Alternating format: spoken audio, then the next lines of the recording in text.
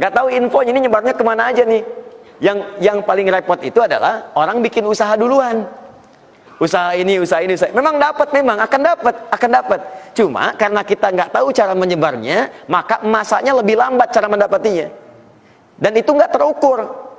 Nggak terukur dalam konteks apa? Dalam konteks memetakan aktivitas kita. Kadang-kadang, maaf, waktunya sholat masih sibuk nyari ini. Ya, jadi kita nggak bisa bagi kapan sholat, kapan baca Quran, kapan sedekah, kapan tilawah, kapan ngapalin Quran. Ingat, bahkan Allah langsung menamai ibadah ini dengan ibadah yang sifatnya bisa menambah rizki. Cuman kadang orang nggak sadar, taunya diambil. Tapi kalau pengertian secara bahasanya sebetulnya bukan berkurang, nambah malah. Nambah. Cuman orang tuh nggak sadar ketika dia mau ditambah rizkinya, dia malah nggak mau. Karena merasanya diambil, dikurangi. Nah, ini yang disebut dengan mustaqarrah. Mustaqar tadi di Quran surah ke-11 ayat ke-6. Ini yang disebut mustauda'ah. Ya, menyebar. Di mana dia tersembunyi itu? Hanya Allah yang tahu. Makanya antum kan beraktivitas kan? Ada yang berdagang, ada yang kerja jadi karyawan, jadi gini, jadi pengusaha macam-macam untuk mendapatkan apa? Itu yang menyebar ini. Ya.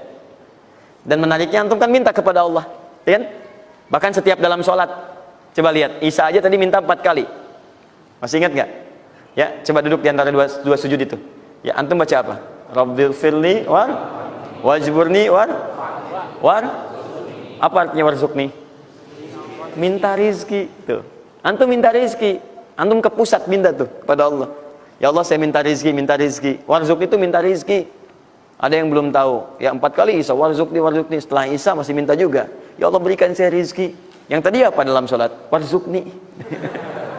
Warzuq itu minta rizki. Antum minta ke pusat tuh, minta. Ya Allah, minta. Soalnya Allah disebarkan. Ambil. Cuman persoalannya yang kurang lengkap, kita nggak belajar bagaimana cara ngambilnya. Nggak tahu infonya ini nyebarnya kemana aja nih. Yang paling repot itu adalah orang bikin usaha duluan. Usaha ini.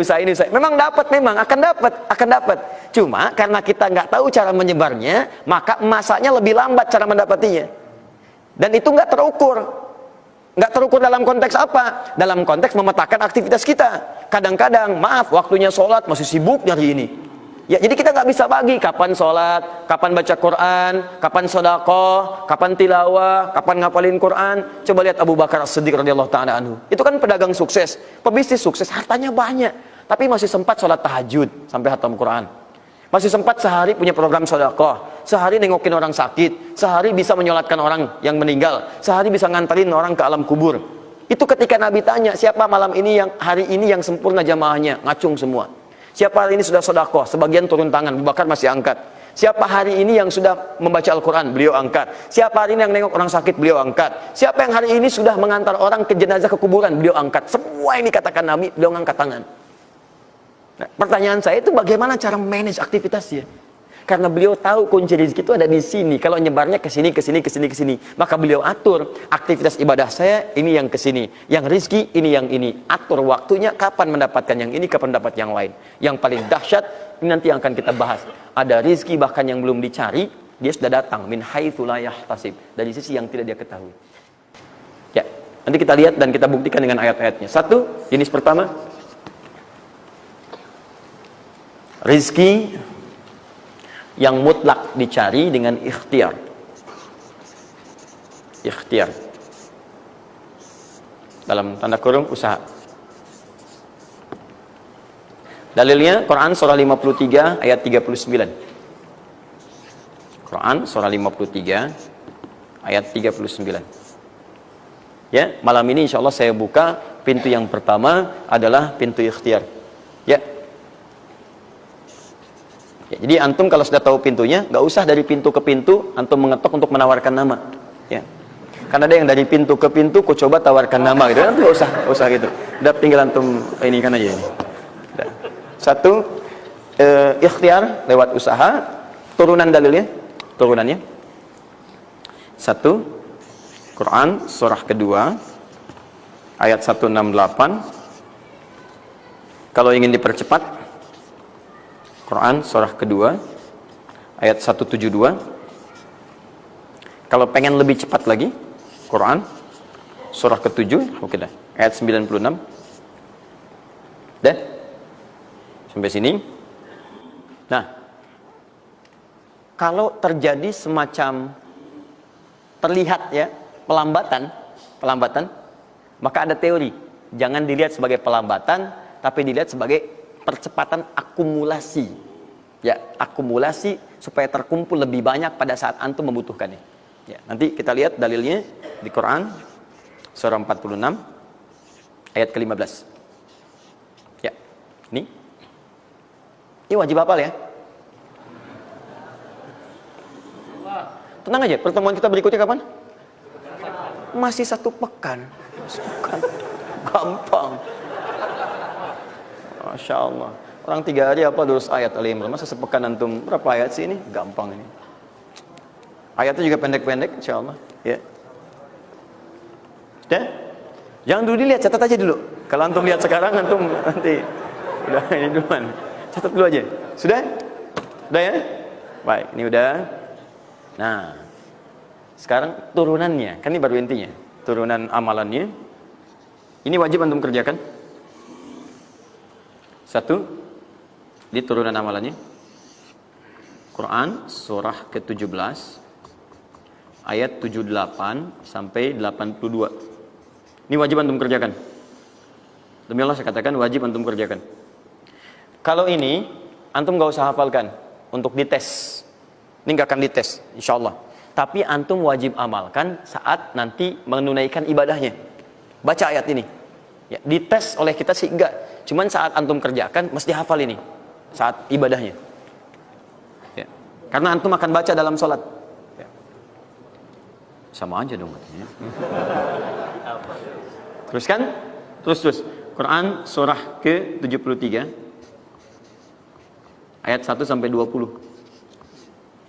Tidak akan muncul di ujian. Insyaallah. Dah? Teruskan. Quran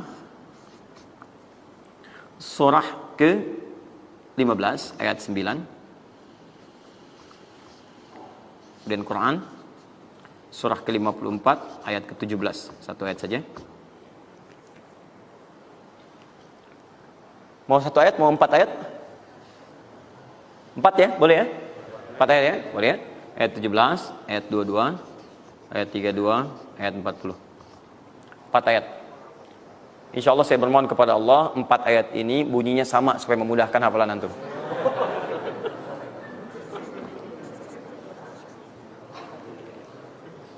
Lima. Sudah? Tahan.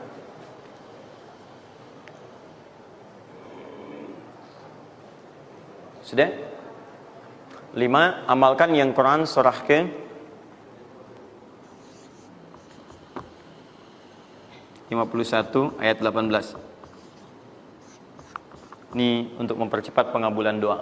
Jadi kalau antum minta seketika. Sudah?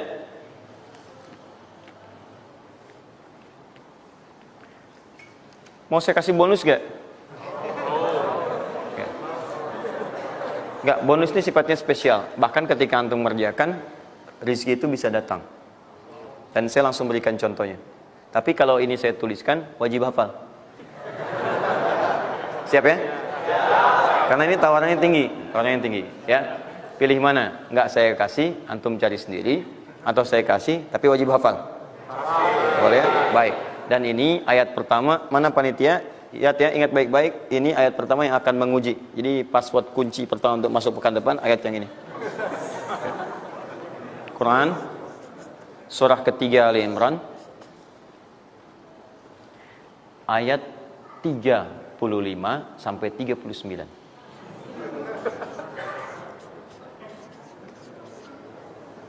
Gampang ya? Alhamdulillah. Yang akan diuji hanya ayat 37-nya, 38 dan 39-nya. Yang diujinya 37, 38 dan 39. Panitia boleh acak mau tanya yang mana dulu ya. Tapi itu ayat yang pertama, yang selanjutnya 3 ayat berikutnya bebas pilih. Sudah?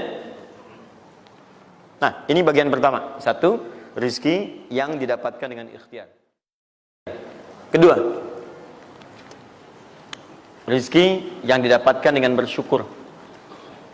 Dua, dengan syukur.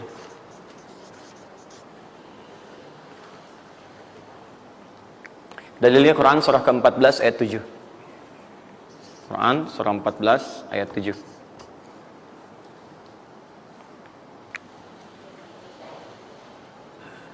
Yang saya kotaki itu yang dihafal ya. Yang saya kotaki itu yang dihafal.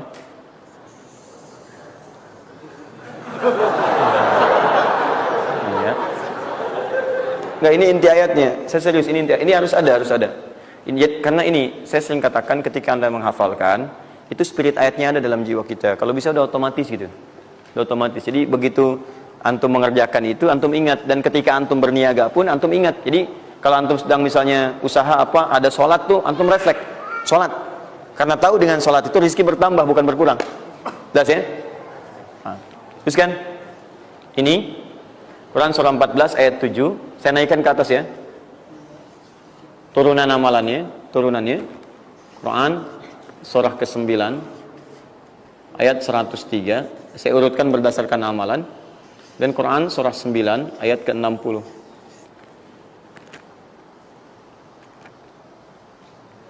Sudah? Ingat, bahkan Allah langsung menamai ibadah ini dengan ibadah yang sifatnya bisa menambah rezeki. Cuman kadang orang nggak sadar, taunya diambil.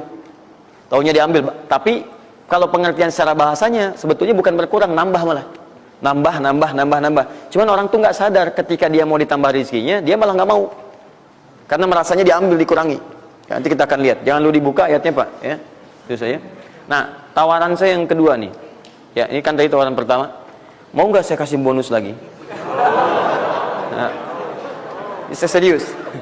Ketika Anda kerjakan, penambahannya langsung minimal 700 kali lipat nilainya. Mau? Alhamdulillah.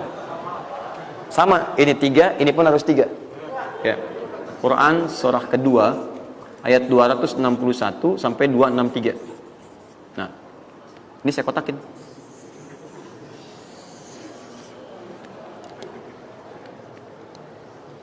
Sebentar. Quran surah kedua ayat 261 sampai 263. Saya mohon izin ya, saya lihat dulu satu. Supaya nggak online maksud saya. Pokoknya Anda online ada masalah dengan saya nanti. Nanti saya kasih di akhir, rumus cepat menghafalkan. Sudah? Tahan. 2. Nah, yang ketiga, nanti saya simpan dulu aja supaya Anda fokus yang ini dulu untuk berlatih selama sepekan. Ya, berlatih selama sepekan. Supaya nanti, karena yang ketiga ini lebih cepat lagi. Lebih cepat. Saya khawatir Anda melakukan lompatan langsung pada yang ketiga. Nah, persoalannya kita mesti berurut karena yang satu dengan dua ini keduanya saling bersinergi. Begitu yang kedua udah dapet, yang ketiga lebih mudah. Ya, karena sudah punya kebiasaan dari yang pertama tadi. Kalau saya munculkan yang ketiga sekarang, maka persoalan terbesarnya adalah kebanyakan orang nanti akan meninggalkan yang ini yang paling bahaya. Semuanya pada di masjid aja gitu kan, dan sebagainya. Jadi nggak ada di kantor kosong, di bank kosong. Jadi hilanglah kehidupan di muka bumi. Ya. Jelas ya? Nanti kalau ini udah enak, nanti saya turunkan ini yang dikejar oleh sahabat kemudian. Sampai Utsman bin Affan, Abdurrahman bin Auf tuh hobinya cuma nungguin tahajud aja. Nungguin tahajud, datang. Bukan nggak kerja. Karena semuanya sudah melewati batas ini. Ini udah selesai, mereka pindah pada level yang ketiga. Itu kalau tiap malam lomba, dikisahkan oleh Imam An-Nawawi dalam kitabnya Tibyan, itu lomba dengan Abdurrahman bin Auf, Tamim Ad-Dari, itu tiap malam paling minimal sekali khatam Al-Quran dalam tahajudnya. Tapi dahsyatnya, besoknya, sekiannya itu selalu datang. 60, kalau kita sekarang 60 kontainer datang, isinya emas, perak, berlian, macam-macam. Ya, kebayanglah kalau ke PTM datang 60 kontainer isinya emas, perak. Makanya nggak ada yang dikasih lagi sekarang. Ini yang saya mohon maaf ya, mungkin teman-teman yang lain punya kebiasaan. Saya tuh kalau ada ulama atau yang lain baik, saya contohkan dari sana. Tapi kalau nggak ada, atau ada pengalaman kita yang baik, yang kira-kira tidak menghadirkan perasaan yang berlebihan, saya bagi, mungkin antum bisa ikuti. Nah, saya coba membiasakan, yang orang-orang dulu biasakan, guru-guru saya biasakan. Dan itu pengaruhnya sangat dahsyat. Kalau antum mau lebih cepat lagi, biasakan begini. Menerima pendapatan dari manapun. walaupun bukan gaji atau apapun, cobalah antum keluarkan dari situ, niatkan sebagai sedekah. Saya ulang ya, menerima berapa peser pun dari manapun pendapatan, coba antum keluarkan sebagai sedekah. Misal 2,5%, 5%, keluarkan aja. Bagi siapa. Demi Allah saya katakan, begitu antum kerjakan itu karena Allah, maka Allah akan merawat anda dan menjadikan dunia kecil bagi anda. Apapun yang anda butuhkan, ada dan kecil sekali. Dan anda sudah melihat nggak ada nilainya tuh dunia itu. Ya, jadikan kebiasaan itu. Kalau ada pakaian sudah anda pakai, datang lagi yang baru, ini yang lama kasih aja, yang layak dipakai dan sebagainya. Seperti itu biasakan. Begitu anda biasakan, nanti Allah jadikan kecil dunia bagi pandangan anda. Ada nilainya. Dah. Paham ya? Itu kalau antum mau ikuti silahkan, atau kalau mau bertahan di yang pokok silahkan. Saya sudah katakan, saya tidak akan menambah waktu lagi karena sudah jam 10. Pas 12 menit dari apa yang saya minta. Dan saya tutup dengan kalimat, kalau ingin dimudahkan menghafal ayat-ayat yang disampaikan, maka caranya cuma dua. Satu, yakinkan antum bisa menghafalkannya. Yakin, jangan ragu. Bisa. Yang kedua, anggap mudah. Pokoknya kalau sedang ada merasa susah, mudah. Bisa insya Allah. Ya, siap? Ya, mudah atau susah? Yakin? Berapa ayat tadi? Sedikit. Itu banyak tuh jadi susah. Saya ulang, jangan pulang. Mudah atau susah? Yakin? Nah, berapa ayat? Oh, luar biasa.